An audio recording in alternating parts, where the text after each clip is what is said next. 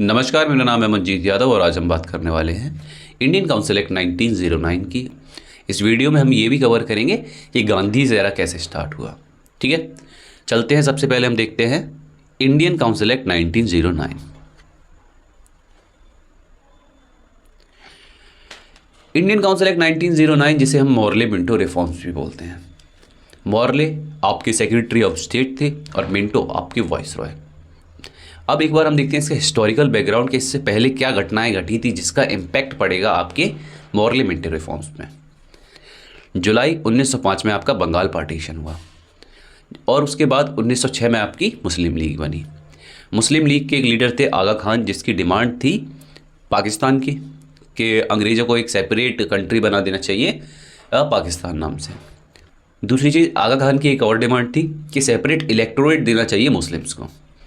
ये जो इंसिडेंट हुए 1905 में आपका बंगाल का पार्टीशन हुआ और मुस्लिम लीग की फॉर्मेशन हुई, ये चीज़ आप कैसे इम्पैक्ट करेंगे आप आगे देखेंगे। सबसे पहली चीज़ इन्होंने जो चेंज लाया वो ये कि सेंट्रल लेजिस्लेटिव काउंसिल की जो नंबर था, जो सेंट्रल लेजिस्लेटिव काउंसिल के मेंबर्स थे, उनका जो नंबर था उन्होंने एकदम से बढ़ा दिया। जो पहले 6 से 16 के बीच में हुआ करता था, अब इन्होंने सीधे 16 से 60 कर दिया। 16 to 60 मेंबर्स अब आपके लेजिस्लेटिव काउंसिल में हुआ करेंगे। ठीक है, एक चीज़ और बता दूं, आपके एग्जीक्यूटिव काउंसिल के जो मेंबर के नंबर्स हैं उसमें चेंज नहीं लाया गया है। अभी केवल आपके लेजिस्लेटिव काउंसिल के जो मेंबर हैं उनके नंबर में चेंज लाया गया है। दूसरी चीज़, इन्होंने पावर बढ़ा दी। जो आपके मेंबर्स थे वो इससे पहले केवल बैठ के जो पावर मिली थी उन्हें वो यही थी कि वो बजट डिस्कस कर सकते थे। अब केवल वो बजट डिस्कस ना करते हुए रेजोल्यूशन भी मूव कर सकते हैं। ठीक है, किस पे? आपके बजट पे वो रेजोल्यूशन भी मूव कर सकते हैं, केवल बजट को डिस्कस नहीं करेंगे। जो सबसे मेन चेंज लाया गया वो आपका सेपरेट इलेक्टोरेट को इंट्रोड्यूस किया गया। ठीक है, जिसने कहीं ना कहीं अपनी आज तक की जो हिस्ट्री है उस पूरी हिस्ट्री को इम्पैक्ट किया। इन्होंने सेपरेट इलेक्टोरेट कम्युनल रिप्रेजेंटेशन दिया। इसमें क्या था कि तो एक एरिया है जिसमें मुस्लिम्स भी रहते हैं और हिंदूज भी रहते हैं। अब इन्होंने मुस्लिम को सेपरेट इलेक्टोरेट दे दिया कि उस जो मुस्लिम रिप्रेजेंटेटिव है उसको केवल मुस्लिम ही वोट करेंगे। ठीक है, और जो हिंदू है उसे केवल हिंदू ही वोट कर सकते हैं। और उसके बाद इन्होंने कम्युनल रिप्रेजेंटेशन का सिस्टम भी दिया कि मतलब अब मिनिस्टर्स होते हैं, जैसे कि आज के टाइम पे अपने मिनिस्टर्स होते हैं, वो अपनी जो कम्युनिटी है उसे ही रिप्रेजेंट करेंगे। ठीक है, तो कहीं ना कहीं इन्होंने सेपरेशन की भावना डाल दी। इन्होंने कहीं ना कहीं डिवाइड एंड रूल वाली जो पॉलिसी थी उस पर अमल किया, वो भी कम्युनल बेसिस पे। अब ये धर्म की राजनीति करने लगे थे, अब ये रिलीजन बेसिस पे डिवाइड करना चाहते थे इंडिया को। ठीक है, उसके बाद इन्होंने क्या किया, तो इससे पहले हमने देखा कि मॉर्ले मिंटो रिफॉर्म्स में आपके जो कैपेसिटी थी लेजिस्लेटिव काउंसिल की उसे 16 से 60 कर दिया गया। ठीक है, दूसरा आपकी कम्युनल रिप्रेजेंटेशन और आपका सेपरेट इलेक्टोरेट दे दिया गया। अब हम देखते हैं कि आपकी एग्जीक्यूटिव काउंसिल में क्या चेंजेस लाए गए। तो जो आपकी एग्जीक्यूटिव काउंसिल थी उसके मेंबर्स जो थे वो आपके 6 थे। ठीक है, नंबर्स में कोई चेंज नहीं लाया गया, लेकिन अभी तक इंडियंस अलाउड नहीं थे आपकी एग्जीक्यूटिव काउंसिल्स में।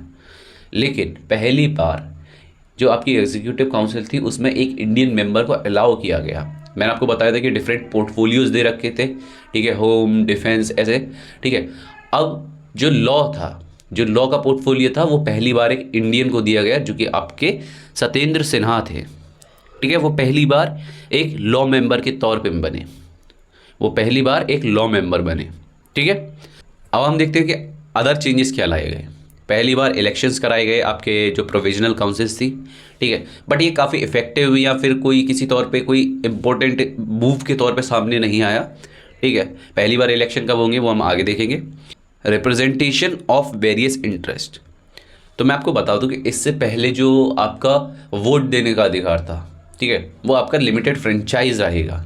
ठीक है, लिमिटेड फ्रेंचाइज मतलब कुछ ही लोगों को वोट देने का अधिकार रहेगा, हर इंसान को वोट देने का अधिकार नहीं है। आप अगर इसमें डीप और जाए तो आपको पता चलेगा कि कुछ स्पेसिफिक सेक्टर के लोगों को ही वोट देने का अधिकार थे। ठीक है, और उसके बाद बहुत से ऐसे लोग थे जिनको वोट देने के अधिकार थे ही नहीं। मोस्टली लोगों को वोट देने का अधिकार नहीं थे। ऑलमोस्ट जो आपके एक कुछ परसेंट जो लोग थे वही वोट दे सकते थे। ठीक है, लेकिन आपका लिमिटेड फ्रेंचाइज कब कन्वर्ट हुआ यूनिवर्सल फ्रेंचाइज में? ये आपका कन्वर्ट होगा जब हम आज़ाद हो जाएंगे, उसके बाद हमारा कॉन्स्टिट्यूशन जब इंट्रोड्यूस हो जाएगा, उसके बाद हमें यूनिवर्सल फ्रेंचाइज मिलेगा, मतलब हम सभी लोगों को वोट देने का अधिकार मिलेगा।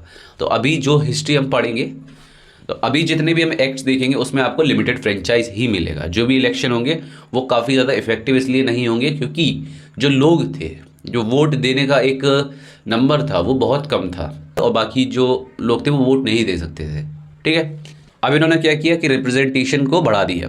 ठीक है, कुछ यूनिवर्सिटी के लोग भी मतलब रिप्रेजेंट कर सकते हैं, ज़मींदार भी रिप्रेजेंट कर सकते हैं, चैम्बर ऑफ कॉमर्स भी रिप्रेजेंट कर सकते हैं। ठीक है, तो अभी तक हमने देखा कि जो इंडियन काउंसिल एक्ट 1909 था वो देखने में बड़ा अच्छा लग रहा था।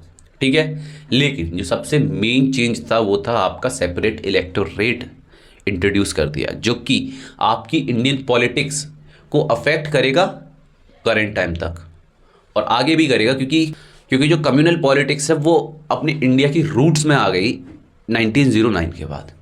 ठीक है, चलिए अब हम बात करते हैं गांधी एरा की।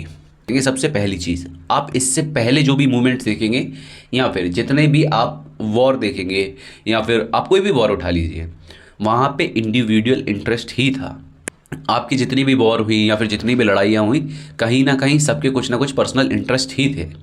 आप वॉर ऑफ इंडिपेंडेंस 1857 देख लीजिए, उसमें जो भी लोग लड़ रहे थे मोस्टली उनके या तो कोई रिलीजन सेंटिमेंट्स थे या फिर उनके कोई पर्सनल इश्यूज थे। कोई कंबाइंड फोर्स नहीं क्रिएट हो पाई थी एक इंडिया के लिए। अभी तक जो देश की नेशनलिस्ट जो फीलिंग्स थी वो नहीं थी लोगों में। ठीक है, तो गांधी ने क्या किया, गांधी ने उस फीलिंग को क्रिएट किया लोगों के अंदर कि हमें इंडिविजुअली ना सोचते हुए देश के लिए सोचना है। ठीक है, उसके बाद गांधी जी ने बॉटम टू टॉप की अप्रोच को चुना। ठीक है, इससे पहले जो भी पार्टीज थी या फिर इंडियन नेशनल कांग्रेस थी, उनका ये मानना था कि टॉप पे आप ग्रोथ कीजिए, बॉटम तक पहुंच ही जाएगी। लेकिन गांधी जी ने कहा नहीं, हमें बॉटम से स्टार्ट करना चाहिए ग्रोथ को, तब जाके हम टॉप पे पहुंचेंगे। तो जो सबसे मेन जो एक थिंकिंग इंडिया में लेके आए वो ये थी कि वो समय गया कि हम वॉर से अब अंग्रेज़ों को हरा सकते हैं। ठीक है, हम अब अंग्रेज़ों को लड़कर अंग्रेज़ों को अब नहीं हरा सकते थे, क्योंकि अंग्रेज़ों का पूरा, आप एक चीज़ समझिए, अंग्रेज किसी एक स्पेसिफिक एरिया में तो थे नहीं। आप आपके 1773 के बाद तो वो उनका पूरा ही एरिया को उन्होंने कैप्चर कर लिया था। अब लड़के उनको हराना बहुत मुश्किल था क्योंकि एक यूनिटी नहीं थी। ठीक है, जितने भी फ्रीडम फाइटर्स इससे पहले फेल हुए, मैं आपको बता दूं, उनके फेल होने की वजह भी हम ही लोग थे। जो हमारे इंडियंस थे वो ही लोग थे, क्योंकि आप 1857 का जो रिवोल्ट है, आप उसके बाद हिस्ट्री देखेंगे तो जो पूरे इंडिया से लोग थे उन्होंने तो पार्टिसिपेट किया ही नहीं। अपर क्लास जो इंडियंस थे उन्होंने पार्टिसिपेट नहीं किया। ठीक है, केवल कुछ सीमित एरिया तक ही वो पूरा का पूरा मूवमेंट, जो पूरा का पूरा रिवोल्ट था वो सीमित था। ठीक है, तो फेल होने की वजह ये थी। तो गांधी जी ने बोला कि हमें एक यूनिटी की भावना लानी चाहिए, एक नेशनलिस्ट फीलिंग्स को लाना चाहिए। कहीं कहीं इससे पहले तक जो लोग थे वो काम किसके लिए कर रहे थे, अपने इंडिविजुअल इंटरेस्ट के लिए। तो गांधी जी ने बोला कि ऐसा नहीं होना चाहिए। ठीक है, जो ब्रिटिशर्स है अब उन्हें हम नहीं हरा सकते हैं लड़के, उन्हें मार के हम भगा नहीं सकते हैं। अब जो इंडियंस हैं उनके अंदर भी ब्रिटिशर बहुत से जो तादाद में लोग थे वो खुश थे। आप देखेंगे ज़मींदार के खिलाफ रिवोल्ट क्यों हुए, क्योंकि ज़मींदार अंग्रेज़ों के काम करने के लिए खुश थे। ठीक है, बहुत से राजा अंग्रेज़ों से खुश थे। इस चीज़ की वजह से हम क्या कर सकते थे, केवल और केवल उस समय पे जो स्थिति थी उसमें हम प्रोटेस्ट कर सकते थे, लीगली अंग्रेज़ों को हरा सकते थे, ना कि हम ये चाहें कि उन्हें कल को पीट के भगा दें। ये करना उस समय की जो स्थिति थी उसमें पॉसिबल नहीं था। ठीक है, बट कुछ एक्सेप्शनल केसेस भी आए। ठीक है, मैं ये नहीं कहता कि केवल गांधी जी की आइडियोलॉजी ही सही थी, बट मैं ये कहता हूँ कि जो बेस्ट पॉसिबल सीन दिखा उस समय पे वो यही था। बाकी एक्सेप्शनल केस में आपके सुभाष चंद्र बोस, भगत सिंह, ठीक है, चंद्रशेखर आज़ाद, ऐसे लोग भी हैं। ठीक है, जिन्होंने अपना योगदान उस लेवल पे दिया। तो मेन चीज़ यही है, मैं आपको बता दूं कि आप किसी भी फ्रीडम फाइटर की स्टोरी को ले लीजिए, आप किसी भी फ्रीडम फाइटर को उठा लीजिए, अगर उसका लास्ट गोल देश की आज़ादी है तो उसके इंटेंट, उसके कामों पर कोई संदेह नहीं कर सकते। क्योंकि यहाँ पर बैठ के एसी कमरों में बैठ के उस चीज़ों पर बहस करना ये गलत चीज़ है, हम नहीं कर सकते। आप समझिए उस समय की स्थिति कैसी होगी, जिस स्थिति में हमारे देश के लोगों का सर्वाइवल ही पॉसिबल नहीं था। हम लोग सर्वाइव ही नहीं कर पा रहे थे। उस समय पे उठ के खड़ा होना और लोगों को प्रेरित करना कि उठिए, देश के लिए काम कीजिए, लड़िए। ठीक है, अपनी जान दे दीजिए। आप समझ रहे हैं, आप किसी को ये कह रहे हैं कि अपनी जान दे दीजिए देश के लिए। ये फीलिंग जगाना भी बहुत मुश्किल था। जो भगत सिंह का कंट्रीब्यूशन केवल यहाँ तक सीमित नहीं है कि उन्होंने देश के लिए जान दी। भगत सिंह का कंट्रीब्यूशन आप समझिए कि उस व्यक्ति ने कितने करोड़ लोगों को ये प्रेरणा दी कि आप देश के लिए जान दे सकते हैं। तो चलिए 2 मिनट में हम ये भी देख लेते हैं गांधी जी की टाइमलाइन। 1915 में इंडिया आए, ठीक है, साउथ अफ्रीका से। 1917 में चंपारण मूवमेंट को स्टार्ट किया, जो कि आपके इंडिगो फार्मर्स के लिए था, ठीक है। 1919 में रोलेट एक्ट के लिए सत्याग्रह किया। 1920 में इंडियन नेशनल कांग्रेस के लीडर बने, ठीक है। 1921 में नॉन कॉर्पोरेशन मूवमेंट को लॉन्च किया, जो ब्रिटिश गुड्स है उनको बॉयकॉट किया जाए।